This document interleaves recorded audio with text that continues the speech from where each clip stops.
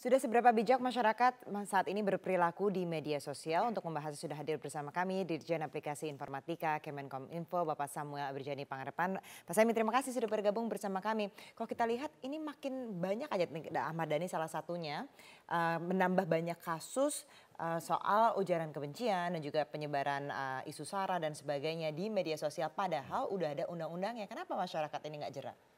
Ya, itu kan ada momen-momen tertentu, memang ada yang di mana kejadian ini terjadi gitu.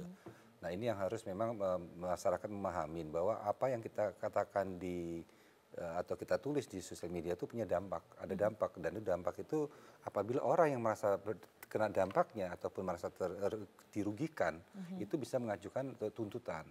Jadi ada dua tuntutan, itu berdasarkan laporan atau juga kalau itu memang sudah ada unsur pidananya, jadi nggak perlu ada delik aduan, ada yang delik tidak ada aduan kan. Nah, ini memang jadi harus hati-hati aja kita kalau dalam menyatakan kebebasan berekspresi kita. Jadi di sana juga ada hak orang lain. Itu di Undang-Undang Dasar juga ada, dan juga di Undang-Undang ITE diperjelas lagi. Jadi apa do-don'tnya itu ada. Jadi kasus-kasus ini memang ada dampaknya begitu di masyarakat kalau dilihat begitu Mas Emi. Iya. Jadi itu yang menyebabkan kalau kita melakukan ujaran kebencian itu pasti akan terjadi gesekan ya itu di masyarakat. Ini yang sebenarnya kita bisa menyatakan sesuatu tapi dengan cara yang lebih elegan atau lebih bermartabat. Dari ini saya memiliki catatan di sini, ini yang juga membuat salah satu analisis begitu ya, Institute of Criminal Justice Reform yang menyatakan sekarang banyak sekali kasus-kasus yang terkena dengan Undang-Undang ITE ini terkait dengan penyebaran fitnah, sara dan sebagainya begitu. Tapi juga dikatakan kok ini justru seperti membendung kebebasan berekspresi, dikatakan seperti itu.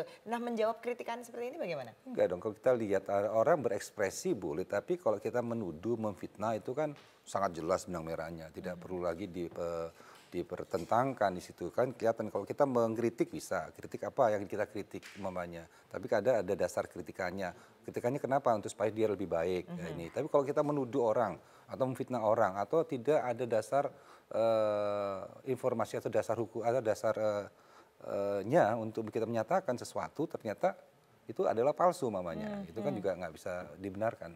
Jadi memang harus bisa dibedakan begitu, dan ini juga tergantung kembali lagi Pak, kan memang tadi ada dampaknya atau enggak gitu di masyarakat. Nah, kalau kita lihat di sini, kalau soal konten berbau sara ataupun ujaran kebencian ada peraturannya. Tapi justru untuk hoax yang justru makin marak, itu belum ada peraturan yang maksudnya memberikan efek jera terhadap orang-orang yang menyebarkan hoax. Hoax itu kan dari dulu juga ada ya, dari dulu juga sudah ada. Nah, jadi dampaknya bagaimana dampaknya? Jadi ada hoax umpamanya sebuah produk dinyatakan mengandung sesuatu, akhirnya orang tidak lagi membeli produk itu, kan ada kerugian. Nah, itu dia bisa melakukan tuntutan. Siapa yang menyebarkan itu bisa dicari. Itu bisa ditelusurin, dan ketemu siapa yang menyebarkan pun, ikut menyebarkan pun kena. Makanya kita harus hati-hati di Undang-Undang itu menyebarkan tuh kena.